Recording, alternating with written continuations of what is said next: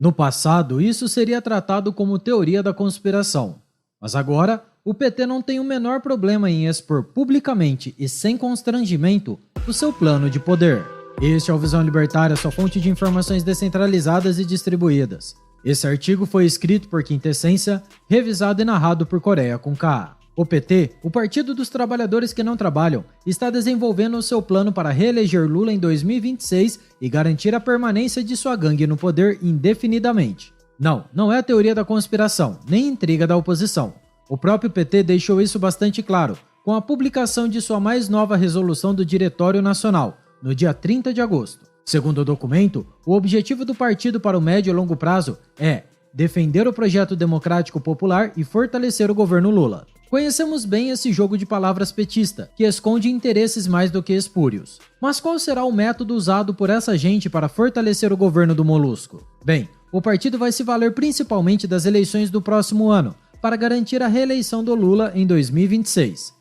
Segundo o tenebroso documento, o Partido dos Trabalhadores considera as eleições municipais de 2024 como um momento estratégico para a construção de uma sólida aliança popular e democrática que promova a recondução do governo Lula em 2026. Quais são os pretextos apontados pelo PT para alcançar esse intento? Ampliação das liberdades democráticas, dos direitos sociais, do combate à desigualdade, da inclusão social, do desenvolvimento, da industrialização, da defesa do meio ambiente, da soberania nacional e da integração regional. Na prática, contudo, nós sabemos que essa gente quer apenas a manutenção do próprio poder. E para isso, o PT pretende se valer de uma metodologia bastante descarada, mas ainda assim bem estruturada. Em primeiro lugar, o partido entende como alvo prioritário a conquista de grandes cidades brasileiras nas eleições do próximo ano. A ideia é usar as prefeituras municipais como um trampolim para catapultar a candidatura à reeleição de Lula. Por trampolim, entenda-se a utilização das estruturas municipais como palanque para a ação petista, não descartando aí a destinação de verbas públicas para áreas de interesse eleitoral.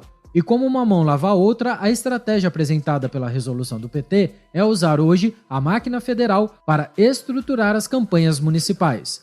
No futuro, serão os municípios que vão usar a máquina estatal para viabilizar a manutenção do poder do partido, ao nível federal. Portanto, uma das sugestões dadas pelo partido ao governo Lula é a utilização do PAC para financiar obras estratégicas em municípios com potencial de abrigar uma prefeitura petista. Sem dúvidas, esse é um dos motivos pelos quais o PAC voltou à pauta orçamentária do governo federal. A estratégia de cooptação de prefeituras provavelmente também motivou o aumento da participação das emendas parlamentares no orçamento apresentado pelo governo federal ao Congresso Nacional. Pense comigo, o governo não tem poder total sobre as emendas parlamentares, porém, existe alguma massa de manobra nesse sentido. Lula, inclusive, tem usado muito desse expediente no presente ano, para aprovar as medidas mais importantes para o seu governo junto aos parlamentares.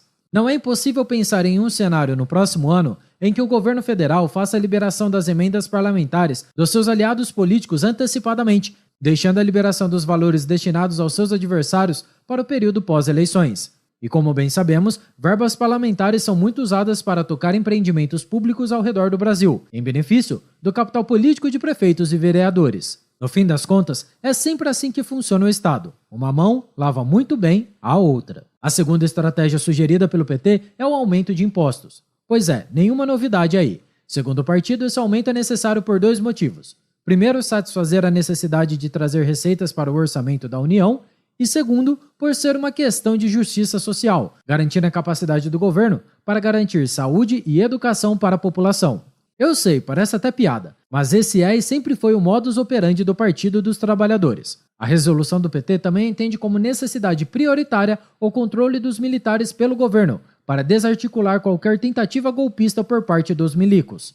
Naturalmente, isso significa trocar os comandos das Forças Armadas por nomes mais próximos de Lula e também da agenda esquerdista. Os famosos melancias, verdes por fora com seus uniformes, mas comunistas e vermelhos por dentro. Percebe-se aí o mesmo método empregado em outros países latino-americanos, governados por presidentes autocráticos de esquerda. Como não poderia deixar de ser, o texto petista também tece loas à atividade do STF, celebrando os supostos avanços progressistas encabeçados pelos Supremos Ministros. São citadas decisões em relação a questões como a pauta LGBT, liberação da maconha e direitos indígenas. É claro que em todos esses casos, o STF passou como um trator por cima das suas prerrogativas constitucionais, legislando a total revelia do Congresso Nacional. Como a esquerda brasileira já compreendeu que essa é a forma mais fácil de aprovar suas pautas impopulares, então já é esperado que qualquer plano petista pensasse em uma aproximação ainda maior com o STF. Para a sorte de Lula e azar de nós, 2 vagas para a Suprema Corte caíram em seu colo este ano.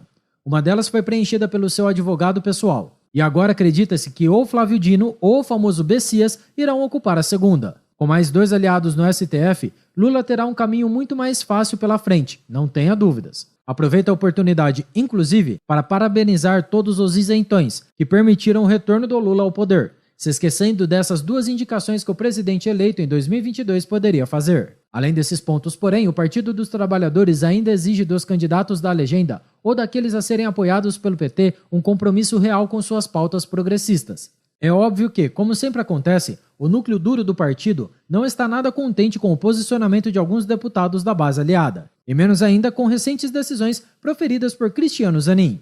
Você sabe como a coisa funciona. Como o importante é ganhar capital político, na maior parte dos casos, nem mesmo o Lula liga para as pautas do PT. De qualquer forma, o partido exige dos candidatos a serem apoiados a adoção total de pautas relacionadas à reforma agrária, às questões ambientalistas e, como sempre, à distribuição de renda. A ideia geral é criar, a partir de ações municipais, uma base política que permita a criação em 2026 de um projeto de participação social e democrática participativa que seja um norte pragmático. Em outras palavras, o PT quer encher a máquina pública de conselhões, verdadeiros sovietes que supostamente representam a vontade popular, mas que são apenas mais uma forma de aparelhamento da máquina estatal.